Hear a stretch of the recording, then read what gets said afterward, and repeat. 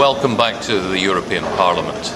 Of course, many eyes this week have been on Westminster because the British government has just had a second reading of the bill which will pave the way for the Treaty of Lisbon, the new European treaty that replaces the failed constitution. I'm very pleased that all the Liberal Democrat MPs went through the lobbies to support this treaty. It's not that we believe everything about Europe is perfect. It's certainly not. We're working to reform the European Union, just as we're working to reform national government. But we do believe that the European Union is essential to Britain's economic prosperity.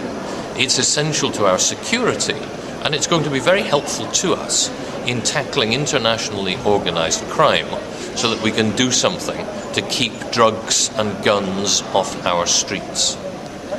And the European Union has shown its worth this week because we've had here in the European Parliament President Musharraf of Pakistan, and we send a very clear message to him from 500 million Europeans from 27 countries that we want to see democratic reforms in that country.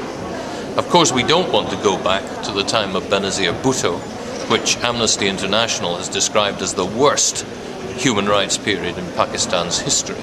We do want to see the Pakistani people coming together and deciding themselves to make the reforms that will help them to prosper and will respect human rights. And here in the European Parliament, the most important thing this week has been the Commission's presentation of its strategy to fight climate change, to set up an emissions trading scheme, to make sure that we are pumping less CO2 into the atmosphere.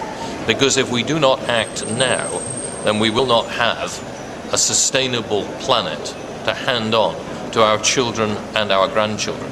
It is the single most important challenge facing the European Union, and Liberal Democrats are going to make damn sure that we act in time to stop climate change ruining the environment for future generations.